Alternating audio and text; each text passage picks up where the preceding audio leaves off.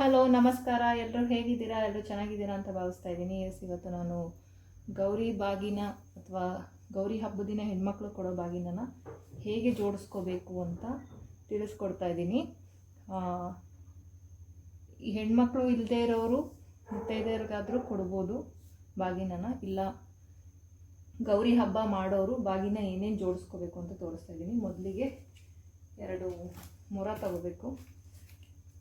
ಹೊಸ ಮರನೇ ತೊಗೊಳ್ಳಿ, ಬಿದಿರಿನ ಮೊರನೇ ತೊಗೊಳ್ಳಿ. ಬಿದಿರಿನ ಮರದಲ್ಲಿ ಲಕ್ಷ್ಮೀನಾರಾಯಣ ಇರ್ತಾನೆ, ಹಾಗಾಗಿ ಬಿದಿರಿನ ಮೊರದಲ್ಲಿ ಬಾಗಿನ ಕೊಟ್ಟರೆ ತುಂಬ ಒಳ್ಳೆಯದು. ಇವಾಗ ಅವರವರ ಅನುಕೂಲಕ್ಕೆ ತಕ್ಕಂತೆ ಅವರು ತಟ್ಟೆಯಲ್ಲಿ ಇಟ್ಟು ಕೊಡ್ತಾರೆ. ಇವಾಗ ಡಿಸೈನ್ ತಟ್ಟೆಗಳು ಬಂದಿದೆ, ಏನಂತಾರೆ ವೈಟ್ ಕೋಟೆಡ್ದು, ಅದರಲ್ಲೆಲ್ಲ ಕೊಡ್ತಾರೆ. ಬಟ್ ಇದು ತುಂಬ ಒಳ್ಳೆಯದು. ಲಕ್ಷ್ಮೀ ಸ್ವರೂಪ, ಇದು ಲಕ್ಷ್ಮೀನಾರಾಯಣ ಸ್ವರೂಪ. ಬಿದಿರಲ್ಲಿ ಒಂದರಲ್ಲಿ ಲಕ್ಷ್ಮಿ ಇರ್ತಾಳೆ, ಇನ್ನೊಂದರಲ್ಲಿ ನಾರಾಯಣ ಇರ್ತಾನೆ. ಹಾಗಾಗಿ ಜೋಡಿ ಮರದಲ್ಲೇ ಬಾಗಿನ ಕೊಡಬೇಕು. ಇದು ಆಗಿನ ಕಾಲದ ಪದ್ಧತಿ. 2 ಮೊರ ತಗೊಳ್ಳಿ. ಟೈಮ್ ಇರೋರು ಮೊರನ ತಗೊಂಡು ತೊಳೆದು ಒಣಗಿಸಿ ಆಮೇಲೆ ಅರಿಶಿನ ಹಚ್ಕೊಳ್ಳಿ. ಕೆಲವೊಬ್ರು ಪೂರ್ತಿ ಸಾರಿಸ್ತಾರೆ, ಇಲ್ಲ ಅಂದರೆ ಪೂರ್ತಿ ಸಾರಿಸಲ್ಲ ಅನ್ನೋರು ಈ ರೀತಿ ಇಂಟು ಮಾರ್ಕ್ ಹಾಕ್ಕೊಂಡು 4 ಕಡೆಗೂ 5 ಕಡೆ ಟೋಟಲ್ಲು ಕುಂಕುಮ ಇಟ್ಕೋಬೇಕು. ಮುಂದೆ ಮತ್ತು ಹಿಂದೆನೂ ಕೂಡ ಇಟ್ಕೊಂಡಿದ್ದೀನಿ.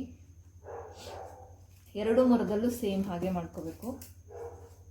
ನನಗೆ ಟೈಮ್ ಇಲ್ಲದೆ ಇರೋ ಕಾರಣ ನಾನು ಇವತ್ತೇ ಮಾಡ್ಕೊತಾ ಇದ್ದೀನಿ. ಮೊರ ತೊಳೆದಿಲ್ಲ ನಾನು, ಹಾಗೆ ತಂದು ಹೊಸ ಮೊರ ತಂದು ಜೋಡಿಸ್ಕೊತಾ ಇದ್ದೀನಿ. ಈ ಮೊರನ ಈ ಡೈರೆಕ್ಷನಲ್ಲಿ ಇಟ್ಕೊಂಡು ನಾವು ಈಗ ಜೋಡಿಸ್ಕೋಬೇಕು. ಈ ಮೊರ ಆಮೇಲೆ ಮುಚ್ಕೊಳ್ಳೋದು. ಇದನ್ನು ಸೈಡಿಗೆ ಇಟ್ಕೊಳ್ಳಿ. ಇದಕ್ಕೆ ಮೊದಲನೇದಾಗಿ 16 ಎಳೆನ ದಾರ ಮಾಡ್ಕೊಂಡಿದ್ದೀನಿ ನಾನು. ಅದು ಸಿಕ್ಕಾಗ್ತಾನೆ ಇದೆ ಗೈಸ್. 16 ಎಳೆದು ದಾರ ಸಿಗುತ್ತಂತೆ. ನಾನು ಕೇಳಲಿಲ್ಲ, ಅಂಗಡಿಗಳೆಲ್ಲ ಬ್ಯುಸಿ ಇರೋದ್ರಿಂದ ಮರ್ತ್ಬಿಟ್ಟೆ ಲಾಸ್ಟ್ ಮೂಮೆಂಟಲ್ಲಿ. ನಾನು ಈ 16 ಎಳೆಯ ದಾರಾನ ನಾನೇ ಮಾಡ್ಕೊಂಡಿದ್ದೀನಿ. ಕಾಣಿಸ್ತಾ ಇರ್ಬೋದು, 16 ಎಳೆ ಇದೆ ಕರೆಕ್ಟಾಗಿ.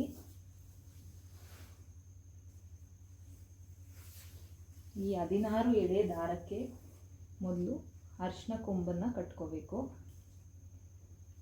ಕರೆಕ್ಟಾಗಿ ಮಧ್ಯದಲ್ಲಿ ನೀವು ಇದನ್ನಕ್ಕೆ ಅರಿಶಿನ ಕೊಂಬನ್ನು ಕಟ್ಕೊಳ್ಳಿ. ಯಾಕೆ ಇಷ್ಟು ಉದ್ದದ್ದು ದೊಡ್ಡ ದಾರ ಮಾಡ್ಕೊಂಡಿದ್ದೀನಿ ಅಂತ ಹೇಳ್ತೀನಿ ಆಮೇಲೆ. ಮೊದಲು ಈ 16 ದಾರದಲ್ಲಿರುವಂಥ ನೋಡಿ ಮಧ್ಯದ ಪಾರ್ಟಲ್ಲಿ ಅರಿಶಿನದ ಕೊಂಬನ್ನು ಇಟ್ಟು ಒಂದು ಗಂಟನ್ನು ಹಾಕೋಬೇಕು.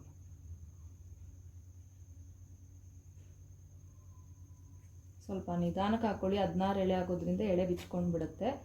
ಏನು ತೊಂದರೆ ಇಲ್ಲ, ನಿಧಾನಕ್ಕೆ ಮಾಡ್ಕೊಳ್ಳಿ. ಹರಿಬಿರಿಯಲ್ಲಿ ಮಾಡೋಕ್ಕೆ ಹೋಗಬೇಡಿ. ಈ 1 ಗಂಟೆ ಆದಮೇಲೆ ಈ ದಾರದಲ್ಲಿ 16 ಗಂಟೆ ಇರಬೇಕು.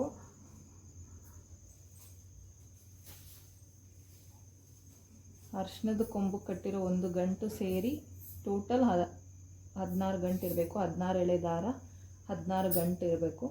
ಒಂದು ಸೈಡ್ 7 ಗಂಟೆ ಹಾಕ್ಕೊಳ್ಳಿ, ಇನ್ನೊಂದು ಸೈಡು 8 ಗಂಟನ್ನು ಹಾಕ್ಕೊಳ್ಳಿ. ಇದು ಸೇರಿ ಇನ್ನೊಂದು ಎಕ್ಸ್ಟ್ರಾ ಗಂಟೆ ಆಗುತ್ತೆ, ಅದು 16 ಗಂಟು.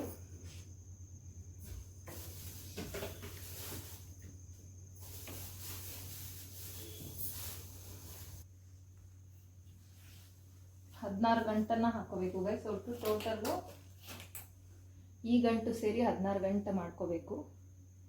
ಅಷ್ಟು ದೂರಕ್ಕೆ 1 ಗಂಟು ನೀವು ಅಂದಾಜು ಮೇಲೆ ಹಾಕ್ಕೊಳ್ಳಿ. ಒಂದು ಸೈಡ್ 7 ಗಂಟೆ ಬರಬೇಕು, ಒಂದು ಸೈಡ್ 8 ಗಂಟೆ ಬರಬೇಕು. ಕೊಂಬಲ್ಲಿ ಈ ರೀತಿ 1 ಗಂಟೆ ಇರಬೇಕು. ಟೋಟಲ್ 16 ಗಂಟು.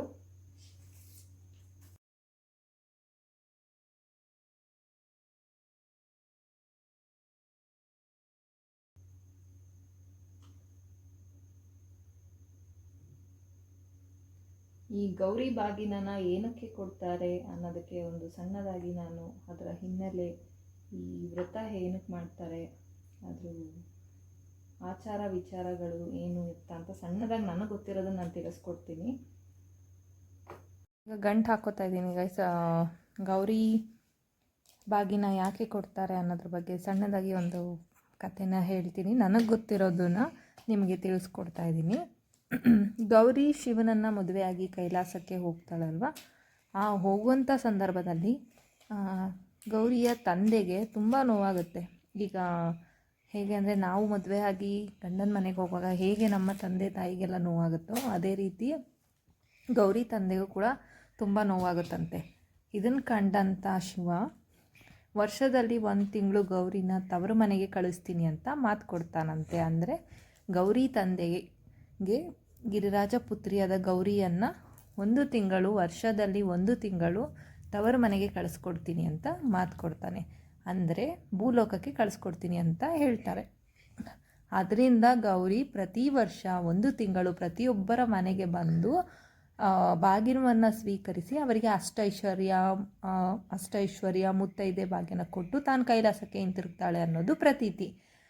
ಈ ಸಮಯದಲ್ಲಿ ಬಂದಂಥ ಗೌರಿನ ಕರೆದುಕೊಂಡು ಹೋಗೋದಕ್ಕೆ ಗಣೇಶ ಬರುತ್ತಾನೆ ಅಂತ ಎಲ್ರಿಗೂ ಗೊತ್ತೇ ಇದೆ. ಹಾಗಾಗಿ ಗೌರಿ ಹಬ್ಬ ಮೊದಲು ಬರುತ್ತೆ, ತದನಂತರ ಗಣೇಶ ಹಬ್ಬ ಮರುದಿನ ಬರುವಂಥದ್ದು. ಹಾಗಾಗಿ ಗೌರಿ ಗಣೇಶನ ಹಬ್ಬನ ಒಟ್ಟಿಗೆ ಮಾಡೋದು. ಅಂದರೆ ಮುಂದಿನ ದಿನ ಗೌರಿ ಹಬ್ಬ ಮಾಡ್ತಾರೆ, ಅದ್ರ ಮರುದಿನ ಗಣೇಶ ಹಬ್ಬನ ಮಾಡ್ತಾರೆ. ಆದ್ದರಿಂದ ಈ ರೀತಿ ಬಂದಂಥ ಗೌರಿಗೆ ನಾನಾ ರೀತಿಯ ಪೂಜೆಗಳನ್ನ ಮಾಡ್ತಾರೆ. ಈ ರೀತಿ ಭೂಲೋಕಕ್ಕೆ ಬಂದಿರುವಂಥ ಗೌರಿಗೆ ನಾನಾ ರೀತಿಯ ಪೂಜೆಗಳು ಅಂದರೆ ನಿಮಗೆ ಗೊತ್ತಿದೆ. ಕೆಲವೊಬ್ಬರು ಮಂಗಳ ಗೌರಿ ವ್ರತ, ಸ್ವರ್ಣ ಗೌರಿ ವ್ರತ ಅಂತ 5 ಮಂಗಳವಾರ 3 ಮಂಗಳವಾರ ವ್ರತಗಳನ್ನ ಮಾಡ್ತಾರೆ. ಇದನ್ನೆಲ್ಲ ಗೌರಿ ಸ್ವೀಕರಿಸ್ತಾಳಂತೆ ಅಂತ ಪ್ರತೀತಿ ಇದೆ.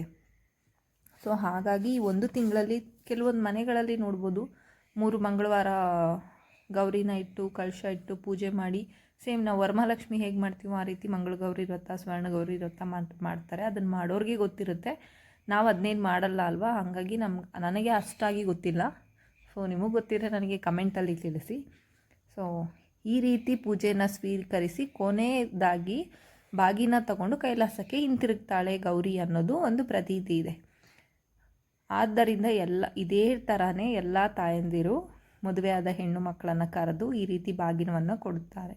ಅಂದರೆ ಇವಾಗ ನಾವು ಮದುವೆ ಆದಾಗಿ ಹೋಗಿರುವಂಥ ಹೆಣ್ಮಕ್ಳಿಗೆ ತವ್ರ ಮನೆಯಿಂದ ಬಾಗಿನ ಕೊಡ್ತಾರಲ್ಲ, ಸೊ ಅದೇ ರೀತಿಯೇ ಈಗ ಹೇಗೆ ಗೌರಿನ ಶಿವ ಕೈಲಾಸದಿಂದ ಭೂಲೋಕಕ್ಕೆ ತವ್ರ ಮನೆಗೆ ಕಳಿಸಿ ಬಾಗಿನನ್ನು ತಗೊಂಡು ಅಂದರೆ ಗಣೇಶನ ಕಳಿಸಿ ಹಿಂತಿರುಗಿಸ್ಕೊತಾರೋ ಅದೇ ರೀತಿಯೇ ನಮ್ಮ ತಾಯಂದಿರು ಕೂಡ ನಮ್ಮನ್ನು ಕರೆದು ತವ್ರ ಮನೆಗೆ ಬಾಗಿನ ಕೊಟ್ಟು ಕಳಿಸ್ತಾರೆ. ಈ ರೀತಿ ಬಾಗಿನ ಕೊಡೋದ್ರಿಂದ ಹೆಣ್ಮಕ್ಳಿಗೂ ಖುಷಿಯಾಗಿರ್ತಾರೆ ಅವರ ಗಂಡನ ಮನೆಯಲ್ಲಿ ಅನ್ನೋದು. ಹಾಗೆಯೇ ತಾಯಿ ಮನೆಯಲ್ಲಿ ಸುಖ ಸಂತೋಷ ಸಂಪತ್ತು ಸಮೃದ್ಧಿಯಿಂದ ಕೂಡಿರುತ್ತೆ ಅಂತ ಬಾಗಿನವನ್ನು ಕೊಡೋದು ವಾಡಿಕೆಯಲ್ಲಿ ಇದೆ. ಈಗಲೂ ಎಲ್ಲರೂ ಕೊಡ್ತಾರೆ. ಇನ್ನು ಈ ಬಾಗಿನವನ್ನು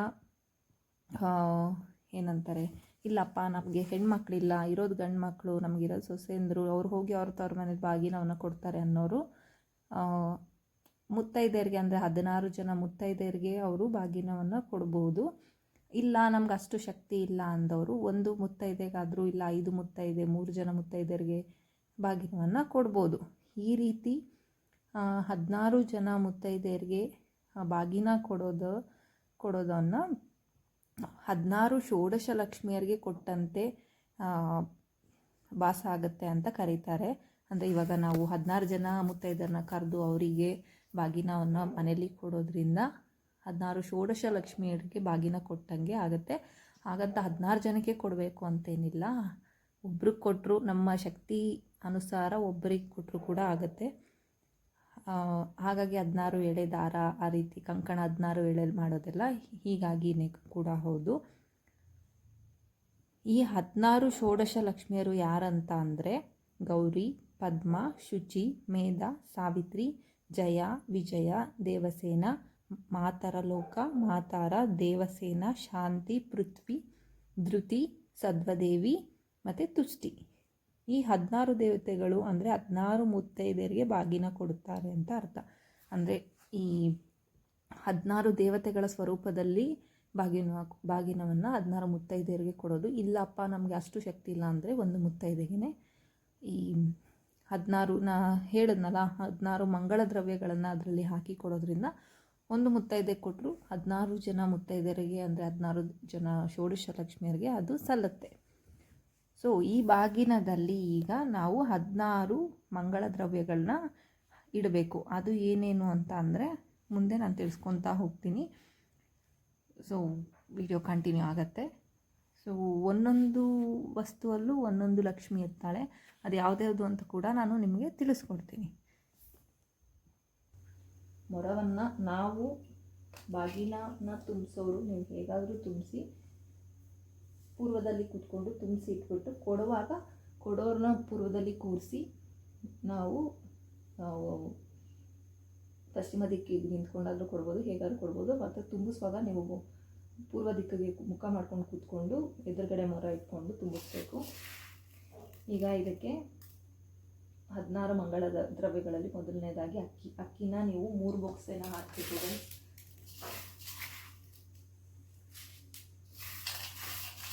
ಈ 3 ಬಾಕ್ಸೆ ಹಾಕೋಂಥ ಟೈಮಲ್ಲಿ ನೀವು ಒಂದು ತಟ್ಟೆಗೆ ಅಕ್ಕಿ ತಂದಿರಬೇಕು. ಆ ತಟ್ಟೆ ಖಾಲಿ ಆಗಬಾರ್ದು. 3 ಬಾಕ್ಸೆ ತುಂಬಿದ ನಂತರ ಇದರಿಂದನೇ ನಾವು 3 ಸತಿ ವಾಪಸ್ ಹಿಂತಿರುಗಿಸಿ ಅಕ್ಕಿನ ಹಾಕ್ಕೋಬೇಕು ಅದೇ ತಟ್ಟೆಗೆ. ಈ 16 ಮಂಗಳ ದ್ರವ್ಯದಲ್ಲಿ ಆದಿದೇವತೆ 16 ಆದಿದೇವತೆಗಳಿರ್ತಾರೆ. ಹಾಗಾಗಿ 16 ಮಂಗಳ ದ್ರವ್ಯಗಳನ್ನ ಇಡಬೇಕು ಅದರಲ್ಲಿ. ಮೊದಲನೇದಾಗಿ ಅಕ್ಕಿಯಲ್ಲಿ ಶ್ರೀಲಕ್ಷ್ಮಿ ಇರ್ತಾಳೆ. ನೆಕ್ಸ್ಟು ಎರಡನೇದು ವಿಳ್ಳೆದೆಲೆ ಇಡಬೇಕು. ವಿಳ್ಳೆದೆಲೆ 2 ತೊಗೊಂಡಿದ್ದೀನಿ. ವಿಳ್ಳೆದೆಲೆಯಲ್ಲಿ ಧನಲಕ್ಷ್ಮಿ ಇರ್ತಾಳೆ. 2 ವಿಳ್ಳೆದೆಲೆ ನೆನ್ಪಿಟ್ಕೊಳ್ಳಿ. ನೆಕ್ಸ್ಟು ಅಡಿಕೆಯಲ್ಲಿ ಇಷ್ಟಲಕ್ಷ್ಮಿ ಇರ್ತಾಳೆ. ಅಡಿಕೆನ ನೀವು 5 ಇಡಬೇಕು. ನಾನು 2 ಪೂರ್ಣ ಅಡಿಕೆ ಇರುತ್ತಲ್ಲ ಅದು 3 ಚೂರು ಅಡಿಕೆನ ಇಡ್ತಾ ಇದ್ದೀನಿ.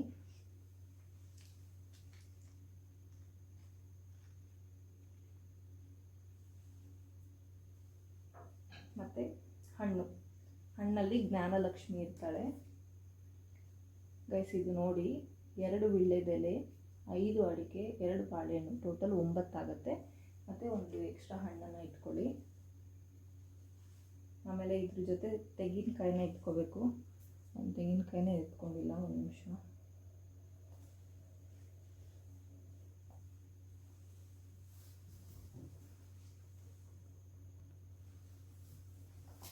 ನೆಕ್ಸ್ಟ್ ಈಗ ತೆಂಗಿನಕಾಯಿನ ಇಟ್ಕೋಬೇಕು. ತೆಂಗಿನಕಾಯಿ ಪೂರ್ತಿಯಾಗಿರಬೇಕು. ಇದೇನನ್ನು ತೆಗಿಬೇಡಿ.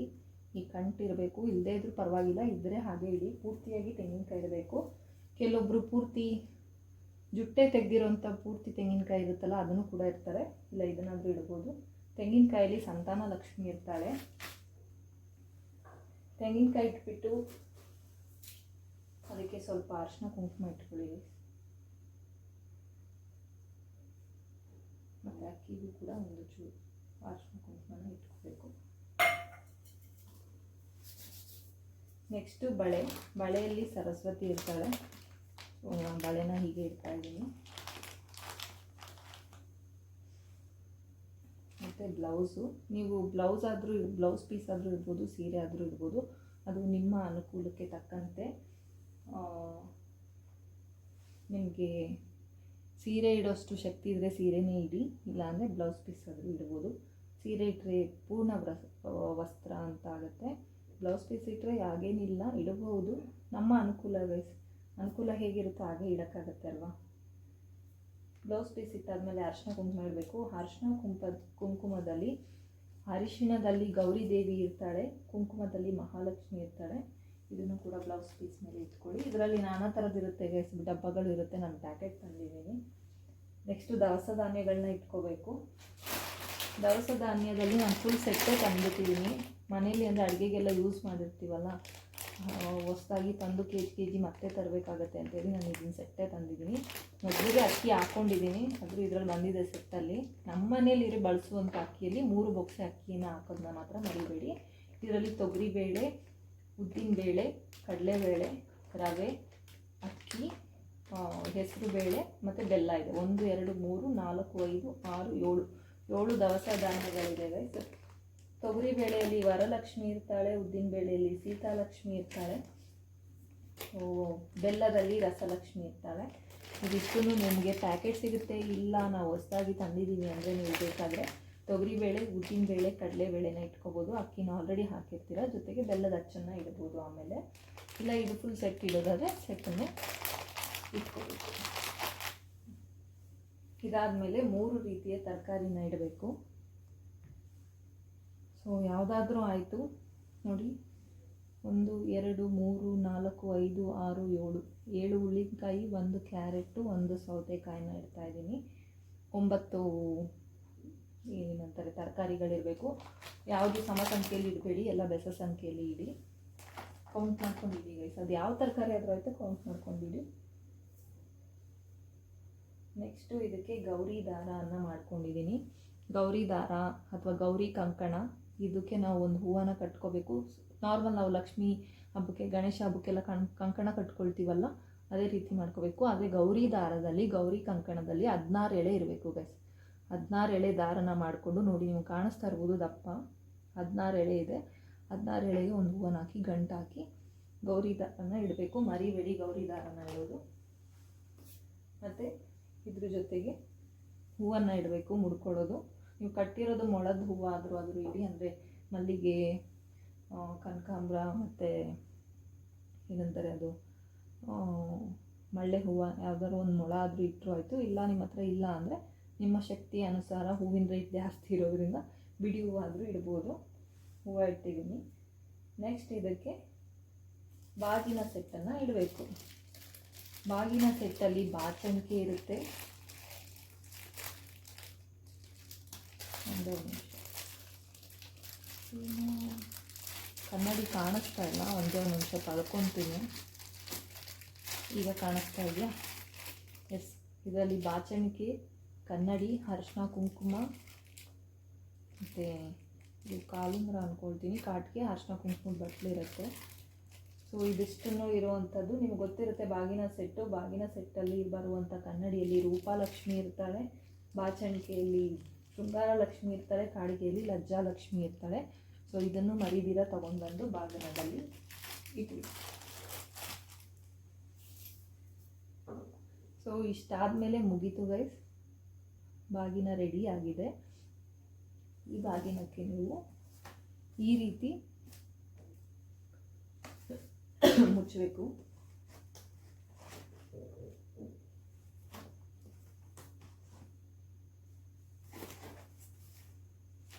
ನಾವು ಏನೇನು ಇಟ್ಟಿದ್ದೀವಿ ಅದು ಕಾಣಿಸ್ಬಾರ್ದು ನೋಡಿ. ಈ ರೀತಿ ಮುಚ್ಚಿದಾದ್ಮೇಲೆ ನಾವು ಇದಕ್ಕೆ ನಾವು ಆಗಲೇ ಮಾಡ್ಕೊಂಡಿದ್ವಲ್ಲ ಕಂಕಣ ದಾರ, 16 ಎಳೆಯ 16 ಗಂಟು ಹಾಕ್ಕೊಂಡಿರುವಂಥ ಅರಿಶಿನ ಕೊಂಬು ಕಟ್ಟಿರುವಂಥ ಕಂಕಣವನ್ನು ತಗೊಂಡು, ಈಗ ಯಾಕೆ ಇಷ್ಟುದ್ದ ಮಾಡಿಕೊಂಡೆ ಅಂದರೆ, ಈಗ ಅದಕ್ಕೆ ಆನ್ಸರು, ಇದನ್ನು ಮರಕ್ಕೆ ಕಟ್ಟಬೇಕು.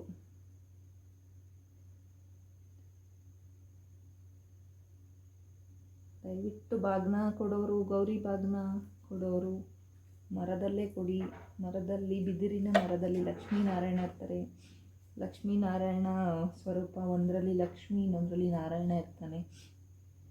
ಸೊ ಇದನ್ನು ಮೊದಲಿಗೆ ಮಧ್ಯದಲ್ಲಿ ಕೊಂಬನ್ನು ಇಟ್ಕೊಂಡು ಪೂರ್ವದಿಂದ ಪಶ್ಚಿಮ ಕಡೆಗೆ ದಾರದ ಎಳೆಯನ್ನು ತಗೋಬೇಕು. ತಗೊಂಡು ಕೆಳಗಡೆಯಿಂದ ಒಂದು ಸುತ್ತನ್ನು ತಗೊಳ್ಬೇಕು.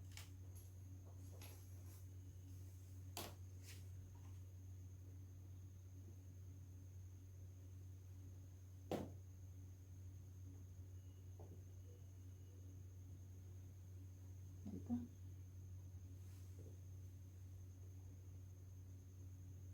ಮಧ್ಯದಲ್ಲಿ ಒಂದು ಗಂಟನ್ನು ಹಾಕೊಳ್ಳಿ.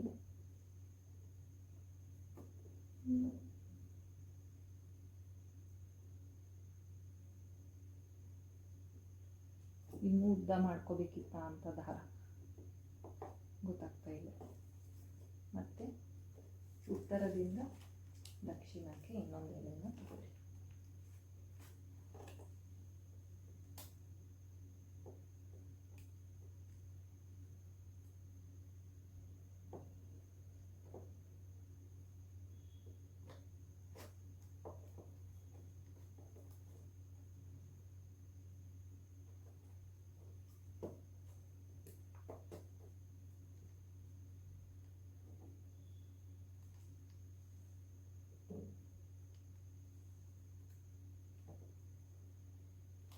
ಇದಕ್ಕೆ ಈ ರೀತಿ ಗಂಟನ್ನು ಹಾಕ್ಕೊಳ್ಳಿ.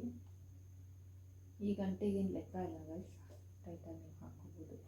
ಆದರೆ ನಾವು ಒಳಗಡೆ ಇಟ್ಟಿರುವಂಥ ಮಂಗಳ ದ್ರವ್ಯಗಳು ಯಾವುದು ಕಾಣಿಸ್ಬಾರ್ದು. ಆ ರೀತಿ ಕಂಕಣನ ಕಟ್ಕೊಂಡು ದಾರನ ಹೀಗೆ ಸಿಗಿಸ್ಬಿಡಿ.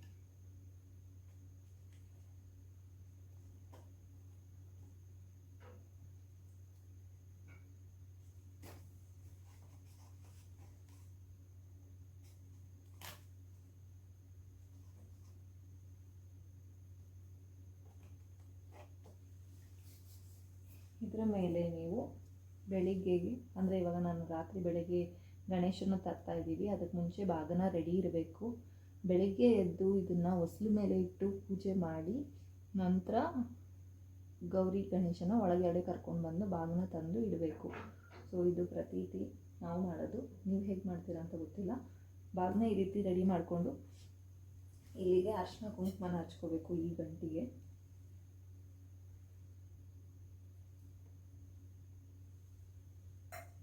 ಇದ್ರ ಮೇಲೆ ಅದೇ ರೀತಿ 2 ಎಲೆ 5 ಅಡಿಕೆ, ಇದಕ್ಕೇನು ಪೂರ್ಣ ಅಡಿಕೆ ಅದೇನು ಬೇಕಂತ ಇಲ್ಲ, ಚೂರು ಅಡಿಕೆ 5 ಅಡಿಕೆ 2 ಬಾಳೆಹಣ್ಣನ್ನು ಇಟ್ಟು ಅದ್ರ ಮೇಲೆ ಒಂದು ಹೂವು ಇಟ್ಟು ಇದಕ್ಕೆ ಗೆಜ್ಜೆ ವಸ್ತ್ರ ಹಾಕಬೇಕು ಗೈಸ್.